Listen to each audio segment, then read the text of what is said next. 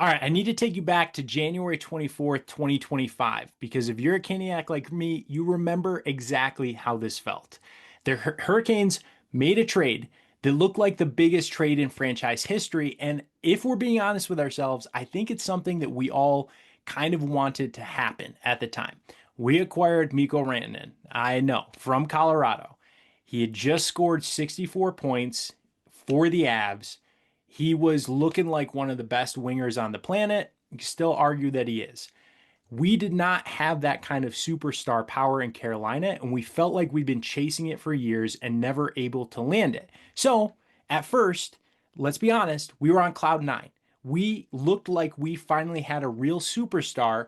And from our playoff exits beforehand, when we couldn't score goals when we needed them, we felt like this was the guy, the missing piece that we needed of the puzzle. And then it all completely fell apart on us, right? Like Rantanen played 13 games in Carolina. I think he had one or two goals, a couple assists, um, barely any points, right? And he didn't gel with the system at all. And he didn't want to stay in Carolina, whatever. But by March of 2025, the trade deadline, so we had to trade him again, or he was going to walk with nothing on July 1st. And when it was all over, the rest of the hockey world was kind of having a field day with the Carolina Hurricanes. We had given up Marty Necas. We knew what Necas was for us. I think he was our leading scorer at the time, right? He had like that breakout fall part of the season. And we basically gave him away for like a 13 game rental. I remember writers tearing us apart. We were crushed by people tracking trades and talking about them. We had swung for the fences a bit, and it all missed really badly. All right. Now, 18 months later, the Carolina Hurricanes won the Stanley Cup. How the heck does that happen? There was a big plot twist, and that trade that everyone was saying was a disaster, I think it's the stinking reason that we won the cup. Let me show you how. So first, let's actually walk through what happened. Because Rantanen, that whole saga wasn't one trade, it was two, right? And the second one is the one that really mattered. So the first one on January 24th, 2025, we sent Martin Necas, Jack Drury for a 2025 second round pick, 2026 fourth round pick to Colorado. They sent us a 2025 third round pick. Or no, they sent that to Chicago, who joined the deal to help retain half of Rantanen's salary. So in return, Carolina got Mikko Rantanen plus Taylor Hall from the Blackhawks. Taylor Hall ended up being a big piece, right? But that was the dream version. Bringing the superstar, sign him long term. Taylor Hall turned out to be everything we needed. But Taylor Hall's been up and down, right? But sign him, we can compete for a cup with Rantanen and Hall. Necas at the time of the trade was putting up real numbers. He had 16 goals, 55 points. That's the type of guy you don't usually give up. But the Hurricanes at the time, front office was swinging for the fences. The swing missed. Rantanen put up 2 goals, 4 assists in 13 games. Didn't fit Brendan Moore's system. He made it clear he wasn't signing for long term in Carolina.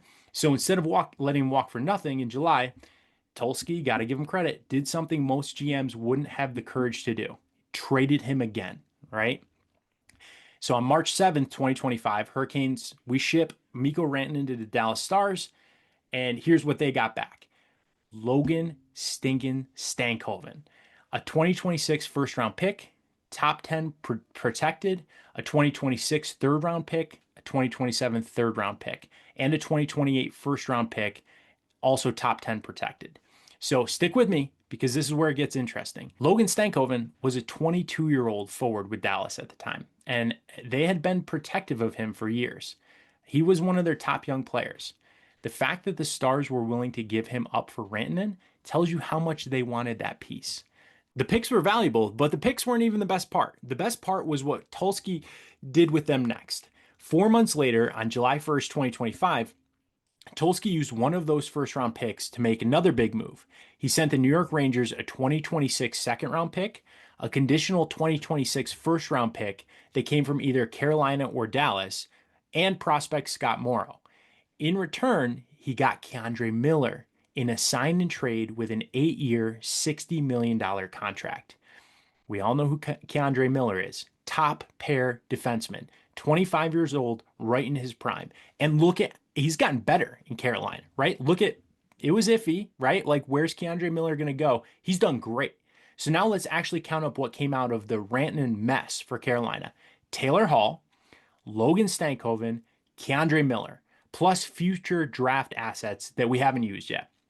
That's three roster players, all of them top six or top pair guys, all of them under team control, all of them younger or in their prime. For Rantanen, the guy who played 13 games and didn't want to be here anyway.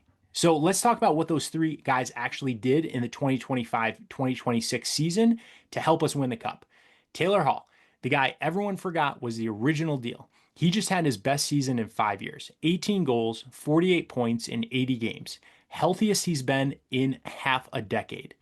Anchored the line with Jackson Blake and Logan Stankoven. Where would we have been without the Hall Stankoven Blake line that was responsible for 37.8% of Carolina's total postseason goals, 25 of 66?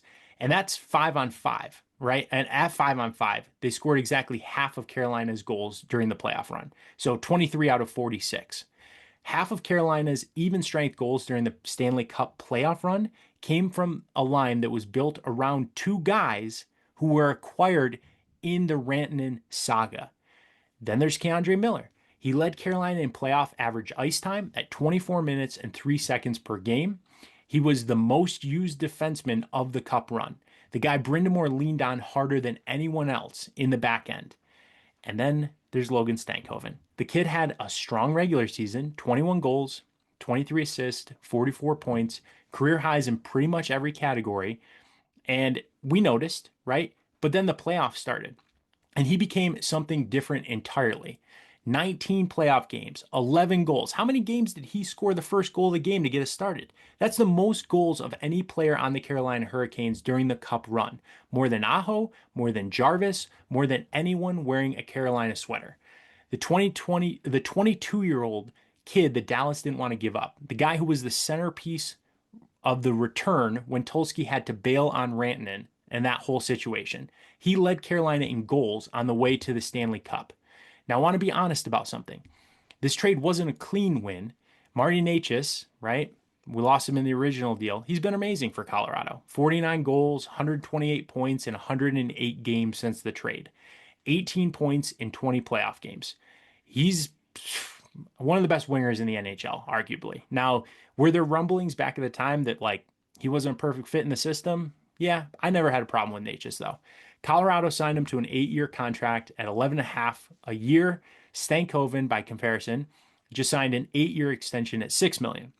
So we're paying just over half the price for a guy who was just our playoff goal leading scorer.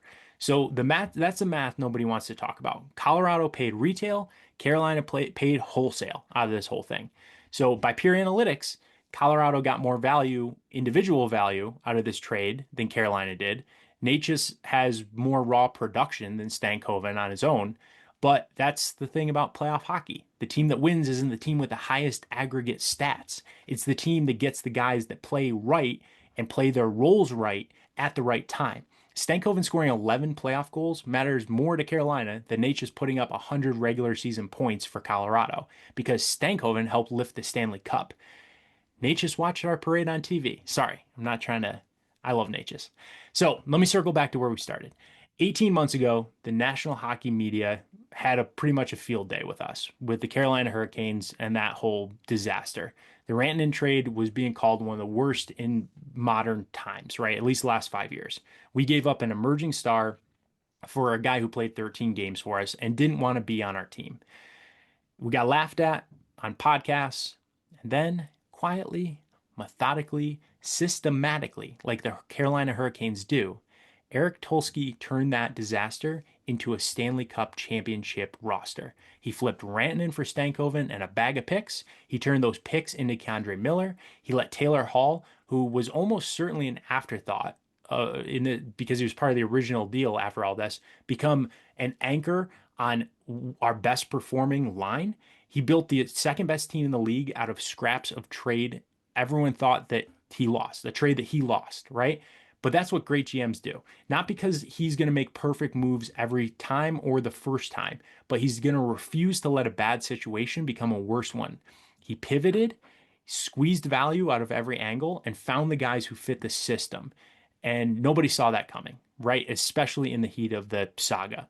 Logan Stankoven was never supposed to be a leading playoff goal scorer. Keandre Miller was never supposed to be like the most played defenseman on the Hurricanes. Taylor Hall was never supposed to bounce back at 32.